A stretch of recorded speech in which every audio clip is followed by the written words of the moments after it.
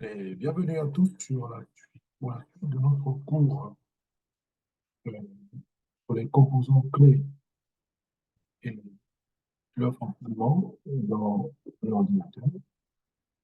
Dans la première leçon de ce module, nous avons parlé essentiellement du matériel in- informatique qui est à l'intérieur de l'ordinateur et pour lesquels il faut généralement démonter la machine pour les voir.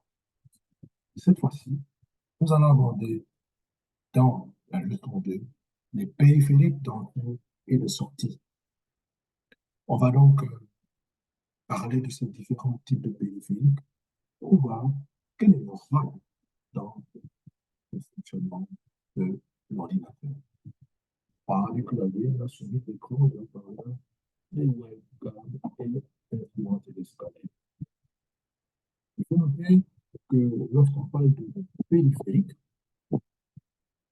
on peut les classer en deux groupes.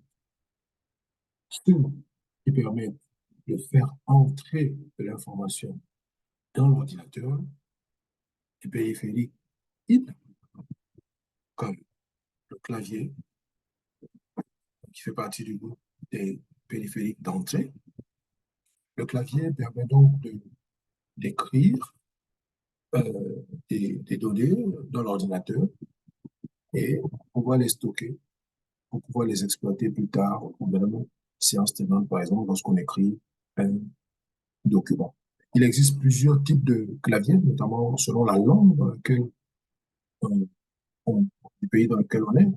Pour les anglophones, ils utilisent généralement les claviers QWERTY. Et nous, le système francophone, maintenant que nous sommes un pays affilié aussi euh, au Commonwealth, on utilise aussi donc les deux types de claviers. Et pour les reconnaître, il suffit de regarder les premières lettres du clavier, soit c'est le A, Z, E, R, T, Y, ou le Q, W, E, R, T, Y. Et c'est là qu'on parle de clavier QWERTY ou ASIA. Après, le clavier, qui est un périphérique d'entrée, donc il fait entrer des informations dans l'ordinateur. On peut avoir un autre périphérique d'entrée qu'on appelle la souris. La souris, c'est un équipement qui est utilisé par la main, qui permet de déplacer le curseur, c'est ce que vous voyez le rouge là, autour du curseur, de l'écran. Et en fait, c'est un outil, pourquoi il est d'entrée? Parce qu'il nous permet d'interagir avec notre système. Peut-être vous voulez voir un film, ce document est enregistré dans votre machine, il faut, à l'aide de votre souris, aller exécuter le programme qui puisse démarrer. Vous voulez ouvrir un document, il faut, à l'aide de votre souris, cliquer ou double-cliquer pour que le fichier soit ouvert. Les mouvements de la souris donc, nous permettent donc de pouvoir faire afficher des informations sur un niveau périphérique de sortie. On vient de parler de deux périphériques d'entrée, dessus. Parlons maintenant d'un périphérique de sortie, l'écran. Pourquoi de sortie? Parce que les informations contenues dans l'ordinateur peuvent peuvent être visibles depuis l'écran. Donc, on peut les exploiter. Les images, les vidéos, et ainsi de suite, sont visibles depuis notre écran. On a plusieurs types d'écrans.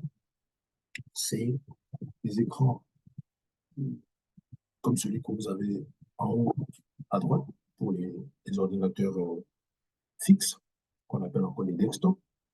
À l'époque, on avait d'autres types, hein, un écran plat, un placement un peu comme celui que vous avez à la maison, et aussi des écrans qui sont directement intégrés dans l'ordinateur, soit les écrans de l'ordinateur portable.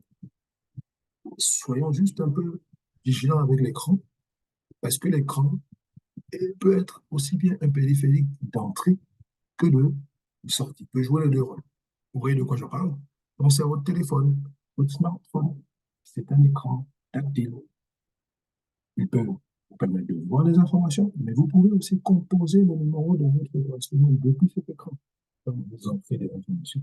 Et même pour les écrans d'ordinateur, on a des écrans d'ordinateur actifs, lesquels vous pouvez directement écrire le message. Donc, l'écran a une particularité de faire partie des deux groupes. In et out, entrée, sortie. Par la suite, on va maintenant parler de notre périphérique de sortie. Parce que lorsque vous parlez de quelqu'un, vous êtes bien heureux aussi de l'entendre de temps en temps. Nous avons parlé à l'ordinateur, nous faisons l'entrée de l'information par le clavier ou la souris. Mais on peut aussi entendre l'ordinateur nous parler, puisqu'il est doté d'un cœur. On l'a dit, n'est-ce pas? Le cœur qui est la carte mère d'un cerveau, qui est le processeur. Il est donc aussi doté d'une bouche. Et cette bouche, nous pouvons entendre ce qu'exprime l'ordinateur de façon verbale ou vocale, grâce aux écouteurs comme ceux que j'ai sur ma tête, ou encore ce que vous pouvez avoir sur l'écran, les haut-parleurs. Notre son directement intégré à l'ordinateur, c'est le cas généralement de l'ordinateur portable. Mais il y a aussi notre périphérique, dont on ne parle pas forcément ici, mais le périphérique qui permet que vous m'écoutiez, c'est le périphérique micro, qui lui est pas toujours visible, même si pour les ordinateurs, on peut avoir comme le micro que j'ai là, peut être visible, mais pour les ordinateurs portables, par exemple, parfois on a du mal à savoir où il est. Ça, c'est un périphérique d'entrée, parce que notre voix va entrer et nous allons pouvoir l'enregistrer quoi que ce soit. Après les haut-parleurs, il est important de parler d'un autre périphérique d'entrée qui est beaucoup utilisé aujourd'hui pour les vidéos sur TikTok, YouTube, ainsi de suite. La webcam, c'est un périphérique d'entrée pour faire entrer une information dans l'ordinateur. Celle-ci est interprétée, transformée en image grâce à la carte graphique, ainsi de suite, ce qu'on a vu, et elle peut être visible plus tard ou même tout de suite, comme c'est le cas lorsque je suis en train de vous expliquer ce cours. Je me vois dans l'écran et vous me voyez aussi grâce à ma webcam. Vous pouvez me voir, mais j'arrive aussi à me voir depuis l'écran. Après la webcam, on va parler de deux autres périphériques qui, eux, appartiennent aux deux groupes chacun. L'imprimante appartient au groupe de périphériques de sortie, alors que le scanner, lui, appartient au groupe des périphériques d'entrée. Une imprimante est donc cet appareil qui permet de transférer des informations depuis un ordinateur ou un autre dispositif électronique sur du papier ou d'autres supports.